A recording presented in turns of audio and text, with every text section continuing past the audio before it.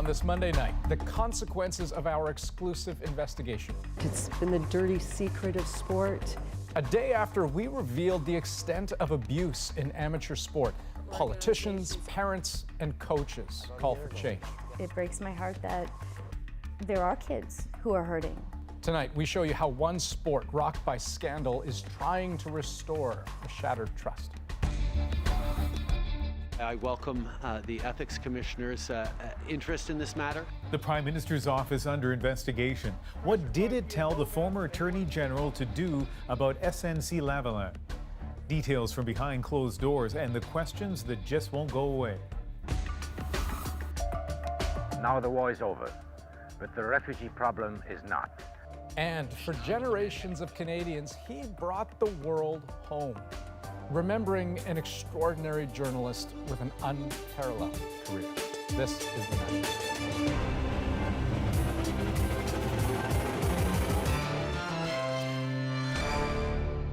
This isn't a sentence anyone wants to hear. Hundreds of amateur coaches in Canada have been convicted of sexual offenses against young people. Since we laid out the numbers last night, the results of a CBC News and Sports investigation, there have been a lot of hard conversations, from arenas to talk radio to the halls of power. These are the numbers at the heart of this investigation. The first time anyone's ever done the math here in Canada. Over the last 20 years, CBC found 222 coaches involved in amateur sports were convicted. More than 600 children and teens were victims, and they were just the ones we could find on court documents. We're also not just talking about one or two sports here. These cases happened in 36 different sports, everything from hockey to swimming to figure skating. Tonight, the story shifts from wake-up call to what do we do next? The federal sports minister says she's doing all she can. But as Devin Haru tells us, one former athlete who needed protection says that's just not good enough. Well, what's at stake here is lives. 20 years ago, Alison Forsyth broke her silence, but the former Olympian was warned. Speaking out against her alpine ski coach, later in prison for sexual-related offenses, could cut her career short. When I tried to report the abuse that was happening for me, ultimately, I was encouraged to not say anything. CBC's investigation into sexual offenses in amateur sports shows it's a reality young athletes in this country still face today. Leading sports organizations in the country are also weighing in, with the Canadian Olympic Committee and Canadian Paralympic Committee saying they will be strong and influential voices on this critical issue, and Athletes Canada calling for a unified strategy to address abuse in sport. Minister Kirsty Duncan admits the system is broken and says she has no illusions about the challenges in fixing it. We all have to be part of this. It's not going to be done by any one person. It's going to take our athletes, our coaches, our parents, our families, our officials, our national sport organizations, and governments. With thousands of young athletes competing at the Canada Games later this week, the minister has set meetings with her provincial and territorial counterparts. Her hope is that they come up with a plan to protect young athletes. Forsyth wants to believe the minister is sincere and that things will change, but she no longer has patience for the waiting game. I sit on these calls now and I white knuckle and I breathe and I try to maintain my empathy and my response versus my reaction. If today's reaction is any indication, sports dirty secrets, as the minister calls them, aren't secrets anymore. Devin Haru, CBC News, Toronto. One of the sports these convicted coaches were involved in is gymnastics. It had already been under scrutiny because of several high-profile trials. The case of American sports doctor Larry Nassar was a monstrous example. But what followed was a grassroots push to make the sport safer, including here in Canada. You put that much heart and soul into a sport and you want it to be wonderful and beautiful for all the kids that are doing it. I started Googling advice for parents on how to raise an athlete. We had some difficult conversations, didn't we? Yeah, we did. Yeah, because you had to learn about some things that 11 years old that maybe you didn't want to know. Now, if any of that hits a nerve, stick around because Devin's going to be back a little later on the National.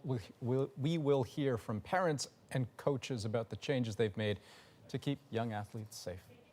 But first, Ian, you're tracking the big story out of Ottawa tonight. The Prime Minister and his office facing a new investigation. And Andrew, Justin Trudeau appears to be working hard to control that widening scandal involving SNC-Lavalin and his former Attorney General. At issue is whether the Prime Minister's office tried to pressure then Justice Minister Jody Wilson-Raybould to help the Quebec construction giant cut a plea deal and avoid a criminal trial on fraud and bribery charges. The Prime Minister was peppered with questions again today, just as the federal ethics watchdog launched a new probe into the entire affair. As David Cochrane tells us, Trudeau's answers did not clear up the controversy. It's not the sort of thing any Prime Minister wants to say in an election year. We welcome the Ethics Commissioner's investigation. Welcome or not, the Ethics Commissioner is digging into the SNC-Lavalin controversy, trying to find out if the Prime Minister or his staff pressured Jody Wilson-Raybould to go easy on the company. Trudeau denies it. Wilson-Raybould has said nothing and was notably absent at this event in her hometown. I have met with Minister Wilson-Raybould a couple of times already since arriving in BC yesterday. They met away from the cameras, away from the questions, but Trudeau says they recalled a very specific conversation. She confirmed for me a conversation we had this fall where I told her directly that any decisions on matters involving the Director of Public Prosecutions were hers alone. It's a significant point in refuting the allegations reported in the Globe and Mail, but it remains uncorroborated by Wilson-Raybould, who insists she can't say anything due to solicitor-client privilege. I think it's time for Justin Trudeau to stop speaking for Jody Wilson-Raybould and let her speak for herself. Her ongoing silence is fuel for the opposition, who want Trudeau to waive privilege so they can drag key players in front of the Justice Committee. If he's innocent, if he has nothing to hide, he should waive this immediately. The government, Mr. Trudeau, should expressly waive the solicitor-client privilege to ensure that Ms. Wilson-Raybould can actually comment and disclose information about what really happened. Trudeau hasn't ruled it out. The issue of solicitor-client privilege is not a simple one, so I have asked our Attorney General to provide me with advice on this matter. But the new Attorney General hasn't provided that advice, and when asked about it today, he gave a litany of no comments. And it would be very inappropriate for me to give any comment on that, so I can't comment on it. And so I really can't answer that question. In both official languages. Je ne peux pas faire des commentaires là-dessus. So, David, the Prime Minister is saying that he spoke with Wilson-Raybould and reassured her that the decision was hers. And why did Justin Trudeau feel the need to do that? Yeah, Ian, I spoke with a senior government official about this, and what I'm told is that the Prime Minister felt the need to reassure Jody Wilson-Raybould that this was her call because of the intense lobbying at the time. You had the company, along with federal and provincial politicians, publicly and privately pushing for the Justice Department to drop the criminal charges against SNC-Lavalin and let them pay fines. And the official I spoke with insists that the Prime Minister wanted to reassure Wilson-Raybould and let her know this was her call, ignore the pressure, make your own decision. But of course, they insist none of the pressure was coming from the Prime Minister and his staff, which is at the center of the Globe and Mail allegations, and something the Prime Minister's office flatly denies. But as people try to assess, David, what really happened here, complicating that is still no public comment from Wilson-Raybould. Yeah, the problem is the Prime Minister's version today is completely uncorroborated. She has not said anything. I sent an email to her office today saying, look, can you simply corroborate the version of events that the Prime Minister outlined today about this reassurance? I still haven't gotten a reply. All right, David, thank you. You're welcome. So what would happen if the Ethics Commissioner finds a violation in the ethics law? Well, there aren't actually any sanctions. The biggest price they'll pay for their offense would likely be being publicly named in the Commissioner's report. So why the apparent slap in the wrist? The Conflict of Interest Act that came into effect 12 years ago says the purpose is to encourage compliance with this act rather than to punish. Turning now to Venezuela. If there is a cycle to the convulsions of dissent in that country, tonight it's tensing up. Supporters of the government and those of the opposition are each preparing for rallies tomorrow. And like so much else in this standoff, showing strength on both sides is about perception. Dueling rallies come amidst dueling narratives about what's really happening in the country. Tonight, opposition President Juan Guaido declared the arrival of the first shipment of aid into Venezuela, though he didn't mention how it got past the government blockade. His message, that his movement can alleviate the suffering in the country. Then there's this from de facto President Nicolas Maduro, recently showing himself touring a pristine pharmaceutical facility, declaring the country will produce all its own drugs by the end of the year. That's almost certainly a fantasy. Venezuela's economic pain exceeds what Canada or the US experienced during the Great Depression, with hyperinflation and a GDP cut in half over just 5 years. But seeing with your own eyes is believing. Adrian is in Venezuela once again for us tonight. As she shows us, it doesn't take much to peer past the facade to find a country in despair. How it looks is not always how it is. Beautiful Caracas can deceive. Pockets of comfort, of smiles, of wealth, and even in this place of hunger and crisis, pockets of plenty. A full market could tempt some to scoff at the idea Venezuela is in trouble, but start doing the math. Most live on basically $13 a month. A kilo of peppers would take nearly all of it. I come here to buy, but it's too expensive, this woman told us. With 400 bolivars, I can't get anything. And then there's this, University Hospital of Caracas, one of the biggest, most established in the city. It looks busy, looks well staffed, and then you go inside. Dark because there's barely functioning electricity and few replacement bulbs. Piles and piles of bottles the patients have to fill themselves because there's no running water. A kitchen that doesn't have food and constant traffic on the stairs because there aren't many other options. So this hospital has 11 banks of elevators and only one of them works and only works sometimes, which means that in order to move the patients up to the operating room on the 6th floor, the only functioning operating room, they have to bring them up through this ramp. Deep inside the hospital, staff who sometimes sleep here because they say they can't afford bus fare home. It's the patients who linger who really worry them. They can get maybe treatment for 3 or 4 days, this nurse says, but then what happens? Then the other days, the patients stay there waiting for I don't know what. Waiting just like 18-year-old Kivius Rivas is waiting. Okay?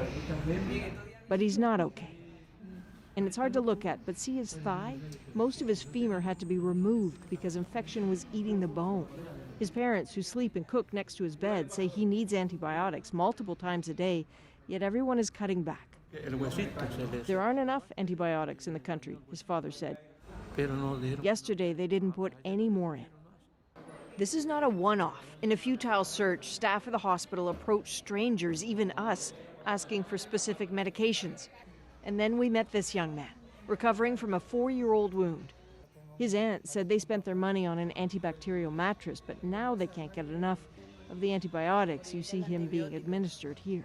They have to do it 3 times a day. She said yesterday we skipped the one at 5 p.m. so it would stretch.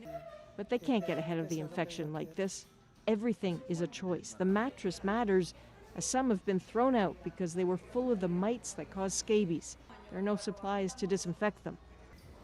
The hospital staff took chances showing us around, but they said they did it because it's the truth and they've had enough. So many seem to have had enough. In another moment where perceptions can fool, what looks like just another rush hour traffic jam isn't. It's a protest. Hospital workers blocking the road, angry with not being paid. We can't buy anything, this man said. We have no access to medicine, no access to anything. They blocked the road, but not patients. The woman with a baby right there ushered onto a motorbike towards a hospital that may not have anything to offer. That's Adrian in Venezuela. And a note about the aid that the U.S. sent to Venezuela. Most of it remains blocked by the Maduro government at the Colombian border. Maduro called the aid offer a macabre game, given the fact that U.S. sanctions prevent his government from getting at roughly $10 billion in offshore assets. Joe Schlesinger spent decades with the CBC covering major international events like what we're seeing in Venezuela, watching history unfold and reporting it to Canadians with charm, humor, and above all, humanity. He died peacefully at home today at the age of 90. Joe had an impact on all of us in this craft and at the CBC, including Adrian, who put together this tribute to his life, his character, and his contribution. My name is Joe Schlesinger, and I have a new job. Long after, even decades after he retired, Joe Schlesinger was still bursting to be a reporter, smelled stories just about everywhere, certainly sensed one in the burdens of aging and the elixirs of memory and love. But it does take a lot of patience to be a patient. To realize what it meant when time came calling so frustrated a man who'd spent an entire lifetime fighting to live. Come here with me. No one here seems eager to die. I've spent my whole life as a witness to history. First as a boy who during the Second World War lost his parents in the Holocaust. It's always been the case that any conversation about Joe Schlesinger's storied career starts with the story of his childhood. A little boy saved by the Kindertransport, boarding a train with hundreds of other children escaping the Nazis. His parents were later killed in the Holocaust, and he never stopped missing them. The concept that news of the world mattered was embedded in that lonely kid's mind. I'm a Jew, so whatever was happening was affecting me and did affect me.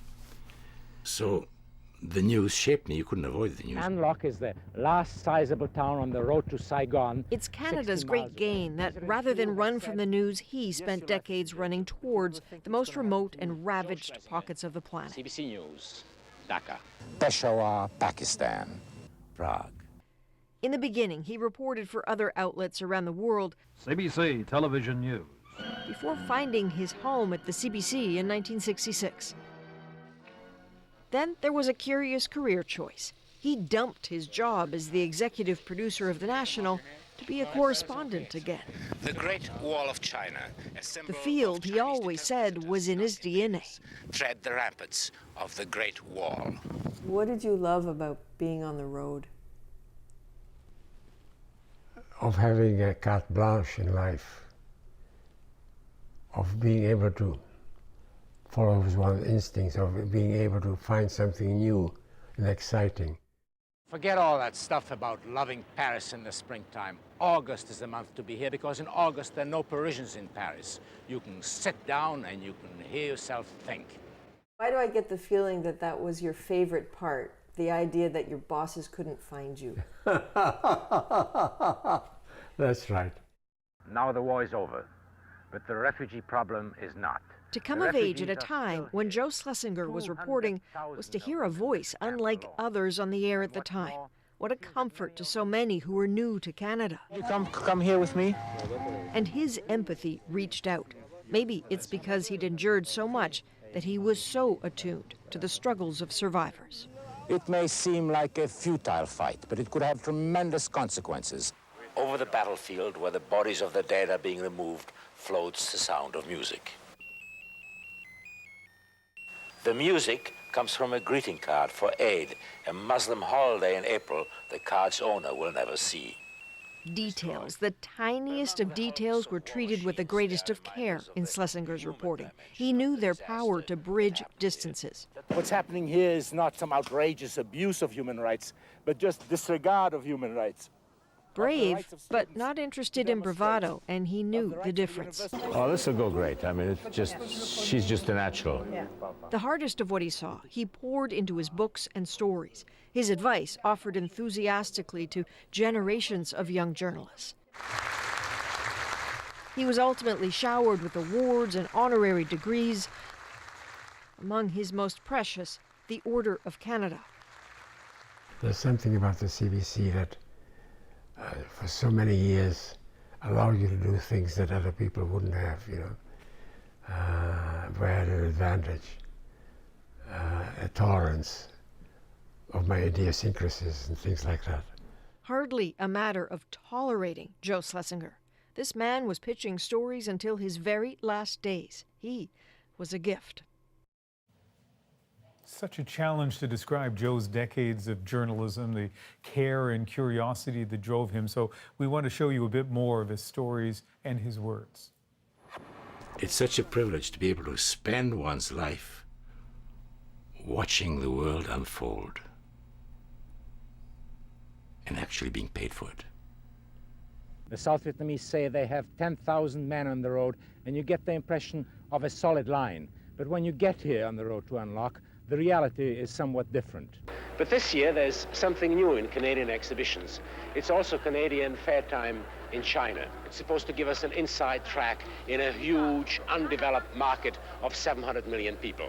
Well, maybe it will, maybe it won't. This is a signal from Pinochet and his generals that despite all the changes, just because he's gone does not mean that all that much has changed in this country. Meanwhile, back in the big city, this is Joe Schlesinger, CBC News, in Paris, the city of August bliss.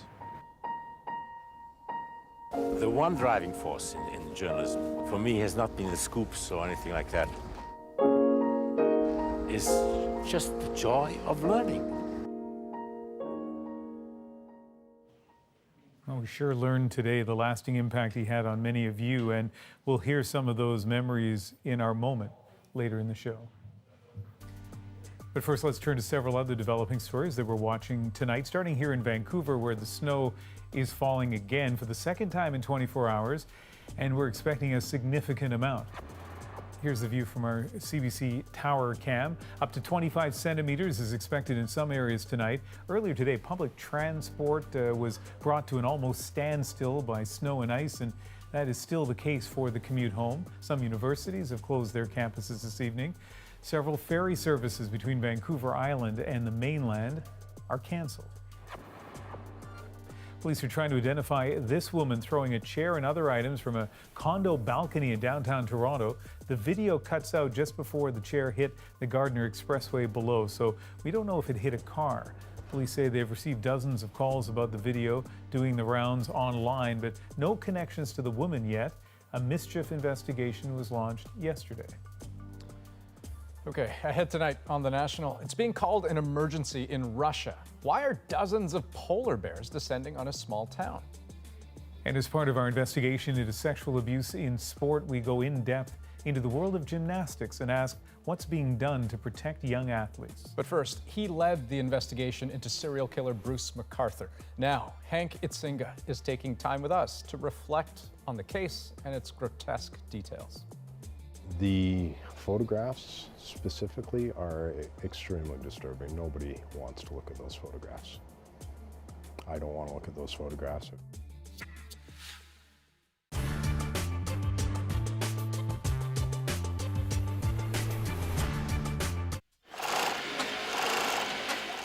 The sewing machines are still humming. Fur coats are still being cut here in downtown Toronto. But news that Hudson's Bay is getting out of the fur business didn't warm any hearts on Spadina Avenue today. The people in the fur industry are probably somewhat disappointed with the Bay's decision. Fur prices have dropped by as much as 45% in the last 4 years alone. Furriers say it's a glut of pelts on the world market. They say it's the recession, and they say it's just a matter of time before the fur market picks up again.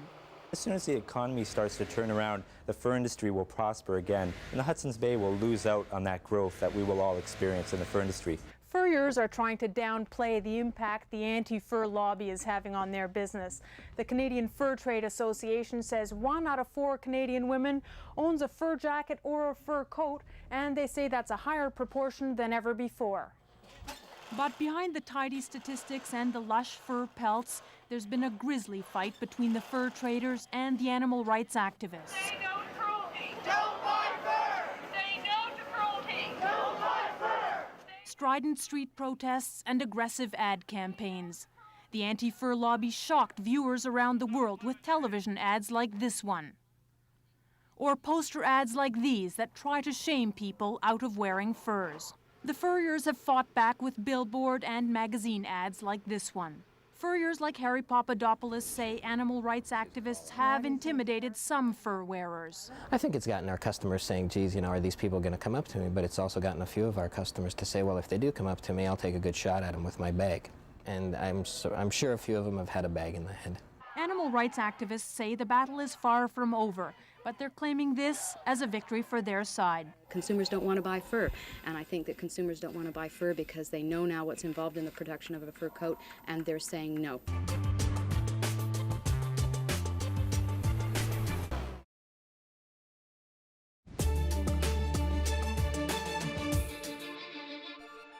I was angry that this had gone on in this city for some time, and that someone had actually done this. Toronto Police Inspector Hank Itsinga has seen a lot over the years, but nothing like the crimes of Bruce McArthur, the 67-year-old serial killer who was sentenced to life in prison last week for killing and dismembering 8 men, most with ties to Toronto's gay village. McArthur will almost certainly never leave prison, but the investigation continues as police search for connections to dozens of cold cases. Tonight, Joanna Remiliotis sits down with Itsinga to reflect on the past year, the emotional toll it's taken on him, and the questions that linger. Have you sitting here? At just under 6'6", he's a towering presence, a veteran homicide cop who's seen a lot, and still, it got to him. There's definitely a lot of highs and definitely a lot of lows emotionally. And when I talk about highs, you're finding that key piece of evidence. You want to celebrate, you want to be happy that you found this, but it's such a terrible thing to find. And you're caught in the middle of two extremes, really. Now head of the largest homicide unit in the country, for a year, Inspector Hank Itsinga was the face of an unprecedented investigation. It's a serial killer, alleged serial killer. One so grisly that when Crown prosecutors outlined it in court, their voices would break. Did it get to you the same way? Yes, and thankfully I wasn't the one up there having to talk about it. So I think for everybody who was in that courtroom listening to that, it was very, very difficult, and he did a great job under the circumstances. I don't know if I would have been able to do quite as good a job as he did. The details were gruesome. How McArthur strangled the men in his bedroom and his van, then took pictures of them using props, including a fur coat and hat, before finally dismembering them and hiding their remains in planters and in a ravine area. Itsinga had, of course, seen that all firsthand. You can see they're digging further up. But as he sat behind McArthur in court, what struck him too, how unaffected, how expressionless the convicted serial killer appeared. From the minute he shuffled in, keeping his head down, not acknowledging anyone in the gallery, you got nothing out of him whatsoever in the courtroom. And in conversations with him? In conversations with him, I can't discuss at this point in time what you get out of him in conversations. Would you characterize him as being cooperative or not? No. No confessions, but an admission to killing 8 men, a guilty plea that spared their families from evidence that Itsinga could barely stomach. How disturbing is the evidence? The photographs specifically are extremely disturbing. Nobody wants to look at those photographs. I don't want to look at those photographs. I've seen the photographs. I can't imagine the reaction of any member of the families of some of these victims. They would be traumatized for life by those photographs. It is remarkable how the court process is over 13 months after police arrested McArthur. And while Justice John McMahon took the extraordinary step of commending detectives for their work in open court, the backstory is it almost didn't happen. If not for this, a security camera video of McArthur's last known victim, Andrew Kinsman, getting into a red van, and a calendar entry Kinsman made with the name Bruce. Those 2 pieces of information led police to McArthur. If we hadn't located that surveillance video, I don't know that we would be here today. If he hadn't put that name in the calendar, if the friends hadn't reported him missing, if the initial responding officers hadn't done a video canvas. There's a lot of ifs. Exactly. It marked the end of nearly a decade of dead ends and frustrating what-ifs. and has led to calls from Toronto's grieving LGBTQ community especially to review how police conducted the MacArthur investigation. Idsinga welcomes the scrutiny and says he has his own lingering questions. If I was to be given the opportunity, I think I'd really like to nail down a more historic timeline with him. And we don't have any evidence of him committing any murders prior to 2010. But as everybody knows now, Mr. MacArthur didn't always live in Toronto. And if there's anything historic where we could get some investigators pointed in the right direction for some closure for somebody else, then that's what I would be most interested in. As for why MacArthur killed, Idsinga says he doesn't really want to know. What he did is revolting enough. If you were in a room with him, what would you want to tell him? That's a tough question. What would I want to tell him? Mm-hmm. I don't think I could tell him anything more than what the families of the victims told him last week in court about the impact that his very selfish actions have had. And if I was in a room with him, I might have some questions as an investigator. But other than that, I've got no desire to talk to the man whatsoever. For Idsinga, an emotional, draining case is over. A serial killer is behind bars for life. And for now, at least, that's enough. Joanna Rumeliotis, CBC News, Toronto. And still ahead tonight on The National. A Russian town on lockdown, and you'll see it's pretty obvious why. Question is, what to do about all those bears? First, though, we continue our investigation into abuse in amateur sports. The steps some parents are taking to protect their kids. I started Googling, advice for parents on how to raise an athlete and what initiatives need to be taken to make sports better.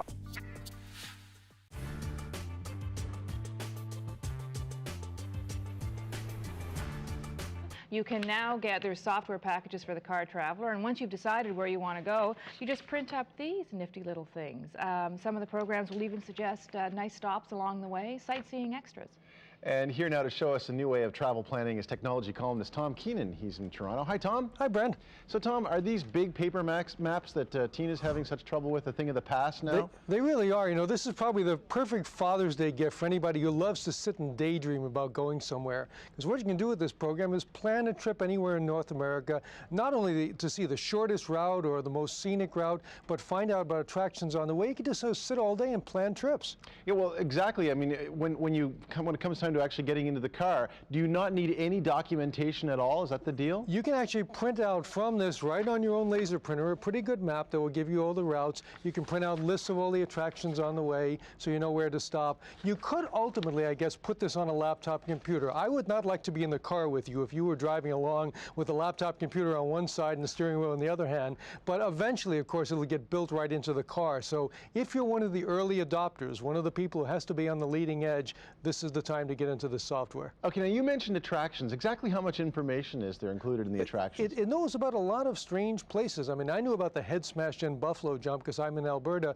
but I didn't know that there was a Harry Truman Memorial. You know, there's all kinds of things in there. And what it tries to do is to suggest places that you might like to see along the way. It's pretty smart, too. It knows what time of year, if you tell it, knows what time of year you're planning the trip, so it won't try to take you to a water slide in the middle of the winter if it's somewhere where the water slide is not going to be open. Right, thank goodness for that. Okay, now you have the thing booted up there, and let's plan a little road trip from, let's say, Toronto to New York City. That's exactly what we've got up here. Now, as you can see the split screen, I can make the map a little bit bigger here, and what we've got now is it draws the route, shows you suggested roads, picks its route, and it is drawing the map. And now as we go along here, it's going to actually trace down from Toronto through Buffalo, through Rochester, up through New Jersey and into New York. So that's one side of it, the map side. The other side actually gives you nice detailed driving directions. So it says you're going to start out on provincial route number 11 and the Queen Elizabeth Way, and eventually you wind up down here. It even tells you where to stop. So at the end of the day, it's a 2-day drive. So it's a 2-day trip that's about 512 miles long.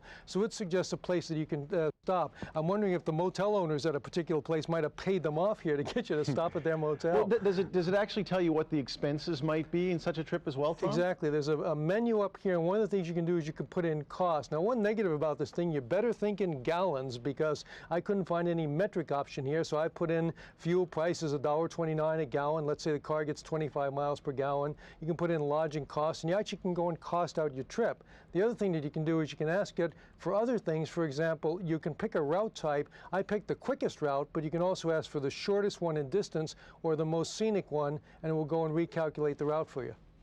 Now, obviously, Tom, as you were talking about inboard, I think like within the dashboard computers that are on the way, when those things come, what could we expect then? Additional information coming in all the time, like traffic and routes and that kind of thing? Well, just think about southern Alberta recently. We had roads that were closed, so it would have routed you around the fact that a certain highway, the Highway 3 through the Crow's Nest Pass, doesn't exist anymore. So it would know about that in real time. What you would have is a combination of a cellular phone modem that took continuous updates on the local road and weather conditions, probably traffic conditions, and you also have a global positioning center. So ultimately, you could decide, hey, I'm coming into Buffalo and I want a really, really good Italian meal. What's a good Italian restaurant? And it would steer you directly to the front door. And tell you what the specials are that night too, I suppose.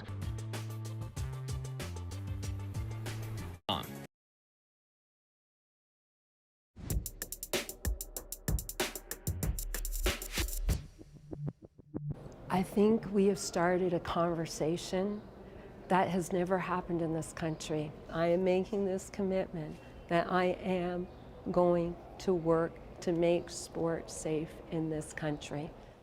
That's the Federal Minister of Sport, Kirsty Duncan. She's responding tonight to our investigation into the abuse of amateur athletes by their coaches. More than 200 amateur sport coaches in Canada were convicted of sexual offenses against minors in the last 20 years. 8 were in gymnastics. Now that is a sport that was already reeling from the terrible stories of serial sexual abuse by former U.S. sports doctor Larry Nassar. And add to that a former elite Canadian gymnastics coach, now on trial, accused of sexual assault. We are expecting a verdict in that case this week. So, as Devin Haru tells us, it's all sparked a grassroots push for big change in that sport.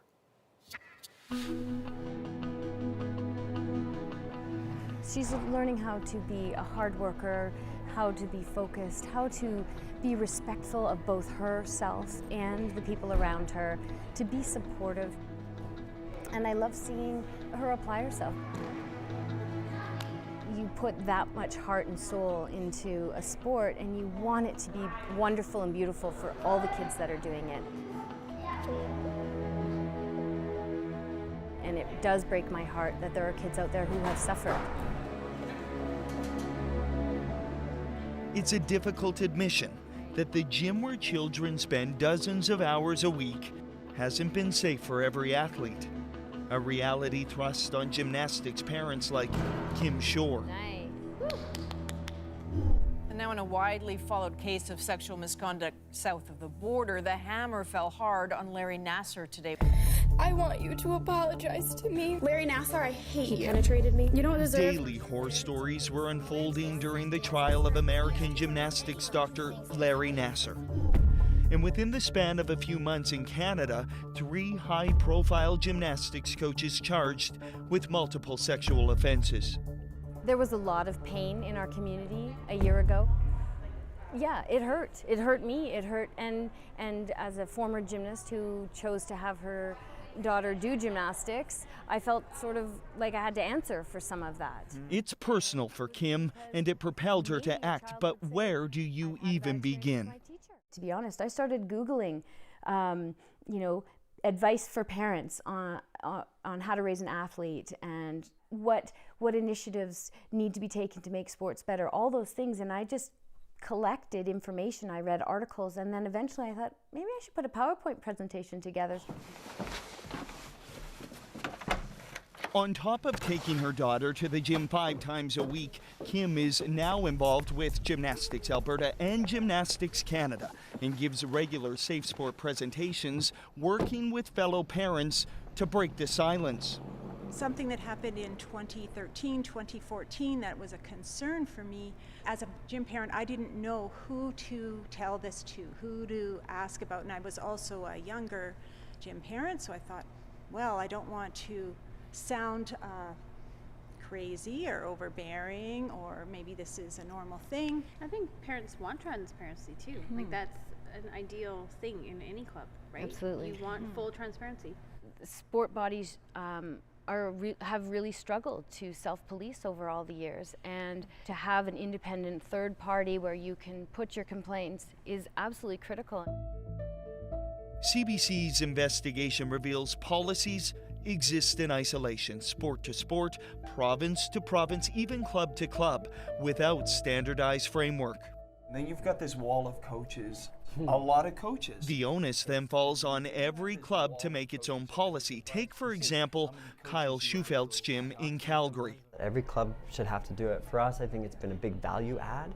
It just allows us to stand firmly in the place that we're doing everything we can to protect the young athletes. Last pass crucial. So important for him to nail this one. He does! You might remember Kyle from Athens in 2004, gymnastics royalty, the Olympic champion, who does commentary with CBC Sports.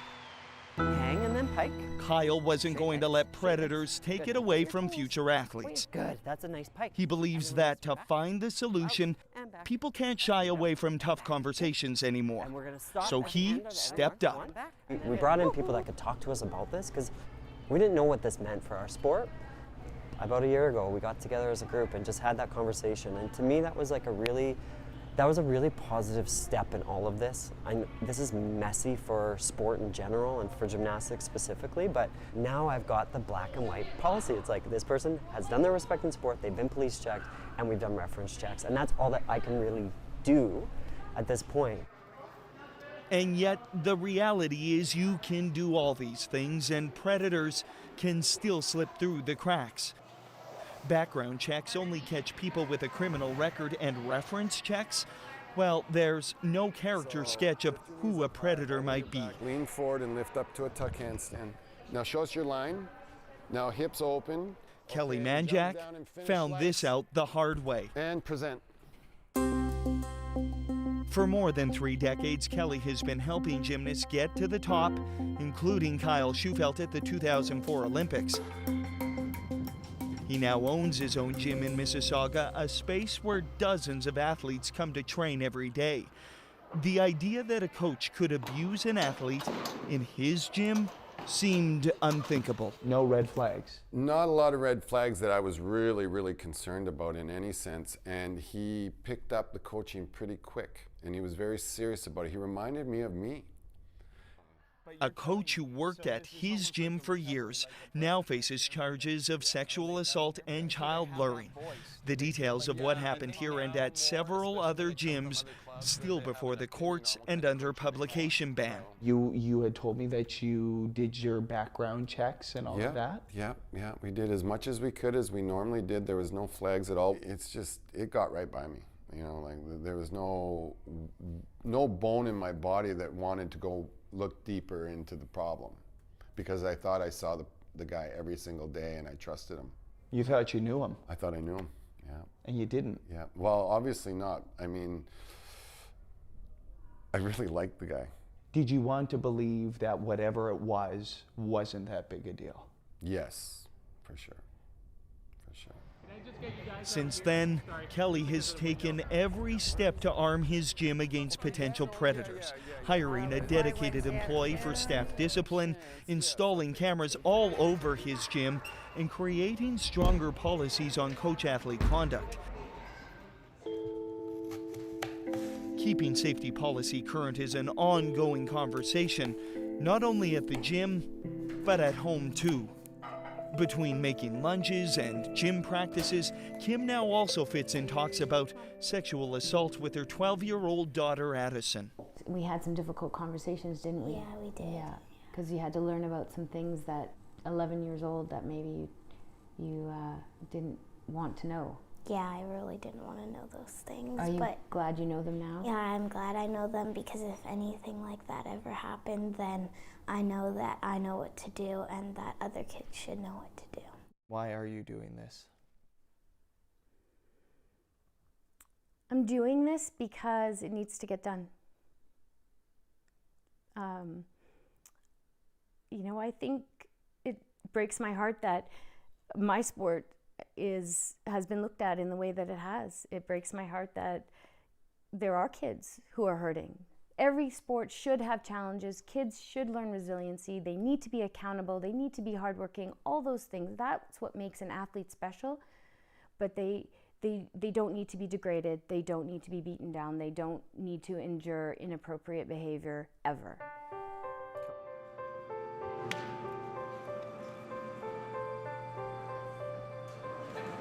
There's momentum now. Coaches, athletes, parents, all moving forward.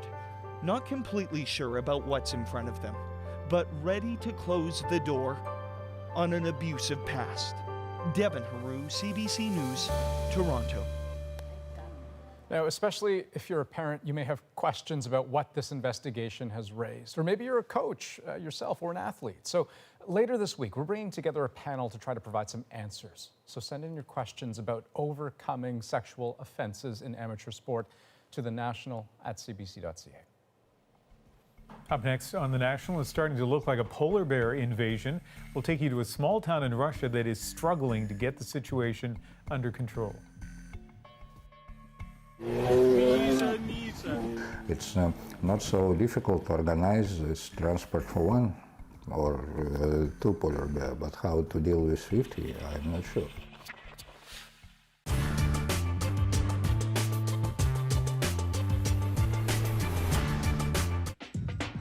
This jam is amplified, so just glide and let your backbone slide.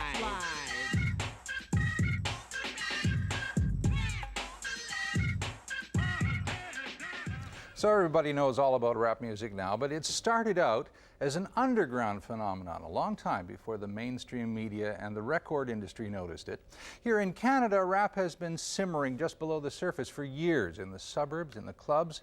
Now there is a new Canadian rap contender who says he's going to change all that. His name is Maestro Fresh Wes. He's 22 years old and he's the first Canadian to release an international rap album. The single and video from the album is called Let Your Backbone Slide, and it's making its way up the Billboard charts in the States. The success of the song has earned him a major tour, a Juno nomination, and a reputation as Canada's champ of rap. Blowing away blockades and barricades, make you black and blue from the blast of the blaze. It's a blood sport. Blood builds out back. I make your vision go blurry while your brain goes blank into oblivion. Beats from box to box, the bass rocks from blocks and blocks. Let your backbone slide. And Maestro Fresh Wes is here with me. It's unbelievable.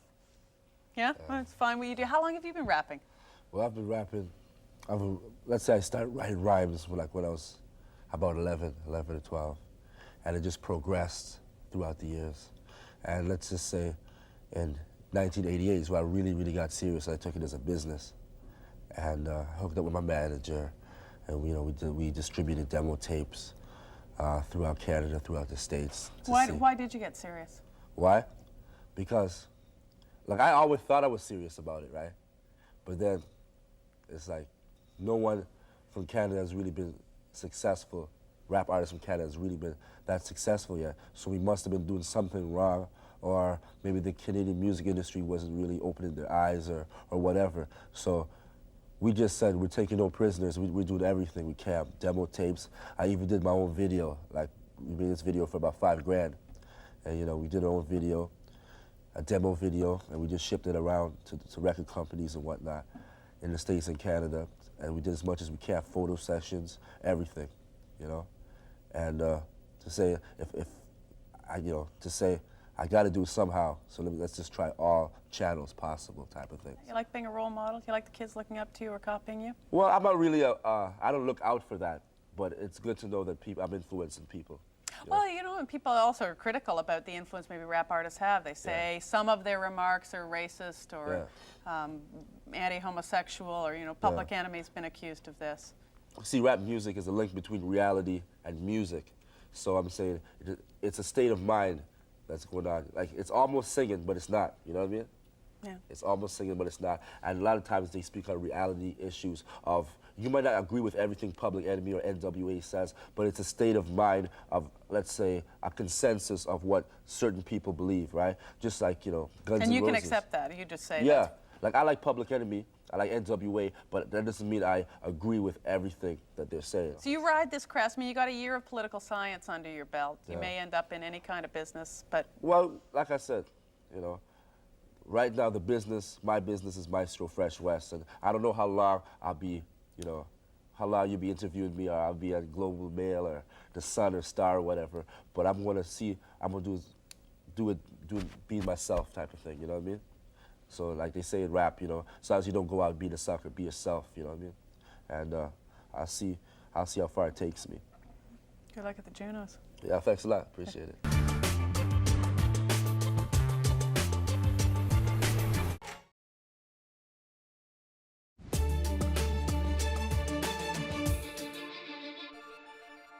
It's a problem perhaps familiar to those living in Canada's north, but this next story is a little different. Polar bears, dozens of them, have invaded a Russian Arctic community. And as the CBC's Chris Brown explains, scientists think people's behavior just might be making things worse. It's a polar bear emergency in Russia's high Arctic. As many as 52 bears have moved in, and this open garbage dump seems to be the big attraction, with lots of food to eat and all kinds of other things to explore around town. Anton, get out, screams a woman as a man makes his escape. Curious, hungry bears are wandering into and then out of apartment buildings, past security cameras and all around neighborhoods. There's a person walking and a bear walking, says the woman's voice. And he doesn't even see him. So something was put on the open air, edible and attractive for polar bears. Maybe the main reason why we have so big concentration of the animals in that place. Mikhail Stietzhoff, a Moscow-based Arctic conservationist, says people should have known better than to have an open garbage dump, and it's not the first time it's happened. The town Belushia Guba is a closed military community where access is restricted.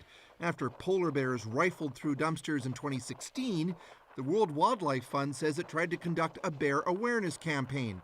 But Russia's military wasn't interested, and it's likely the bears will keep coming back. It's a warming climate that's forcing the bears ashore in the first place. No ice means no seals to hunt, and scientists say the melt in Russia's eastern Arctic is likely even more severe than in Canada. Usually, relocating problem bears hundreds of kilometers away to where there's ice is the preferred solution, but in this case, that may not work. But it's 50 polar bears. It's not so difficult to organize this transport for one or two polar bears, but how to deal with 50, I'm not sure. So, until biologists come up with other solutions, this town of 2,500 is on lockdown, with people afraid to go outside and waiting for the so-called polar bear occupation to end. Chris Brown, CBC News, Moscow. The Moment is up next on The National, and tonight we're turning it over to some of you with memories of Joe Schlesinger.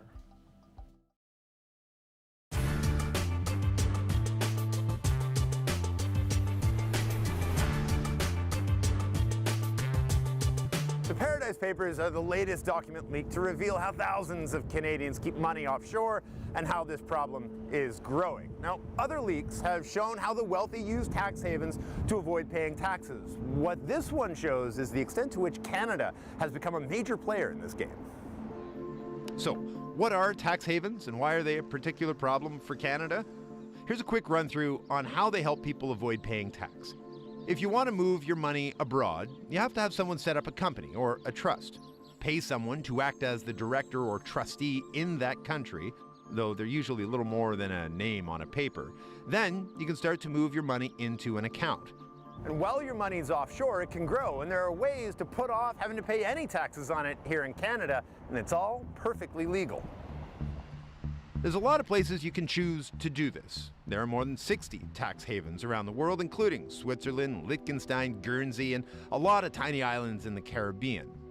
Because in addition to sandy beaches, places like Bermuda, the Cayman Islands, the British Virgin Islands, they all have very, very attractive tax deals with Canada.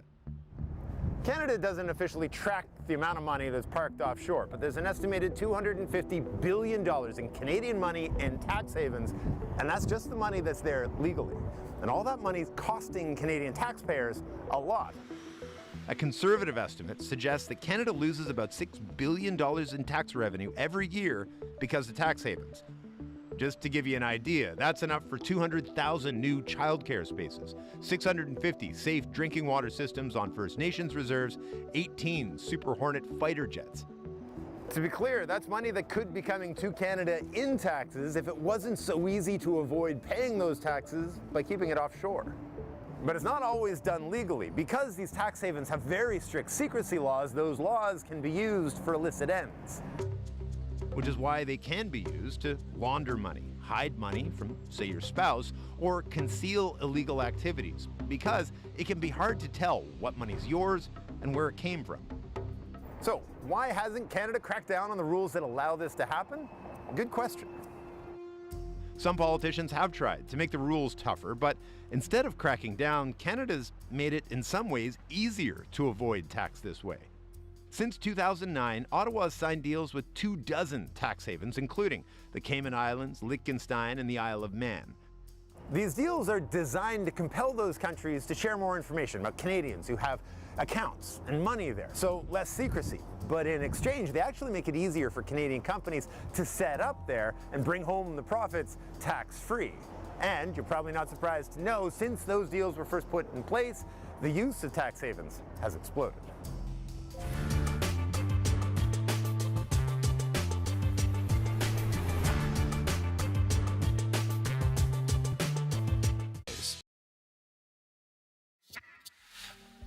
Tonight, we're remembering a remarkable journalist, a man who spent decades bringing the world into our living rooms and making it all make sense.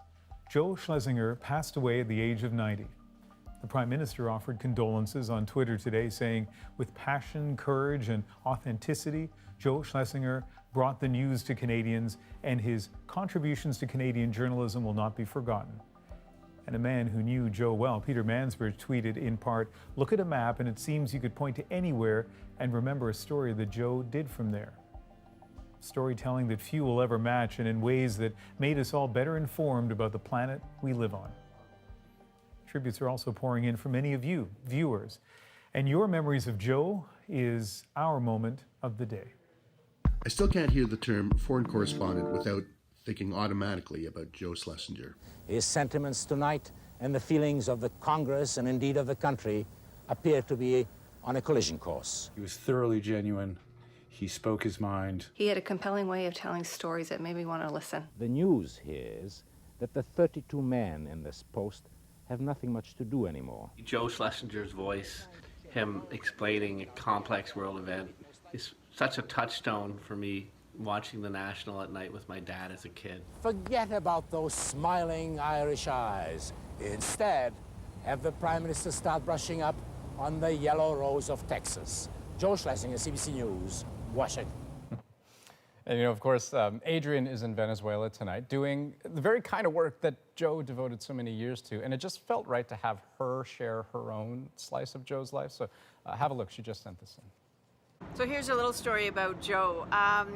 Joe had retired by the time I was working as an actual reporter at CBC, but he was always around CBC. And so there was a day when I stopped him and asked him and introduced myself and told him, I was a huge fan of his work. And we started talking about storytelling, and he said, look, listen, you're not actually going to have a story, a really good story, until you have a thing in the story. And I thought, I have no idea what he's talking about. I want this to be good advice, but I don't understand a word he's saying. What do you mean by a thing? And he said, it's a thing, it's a thing. It's the thing everybody will talk about the next day. It's a moment, or it's a clip, or it's something unexpected. But until you have a thing, you don't have a story.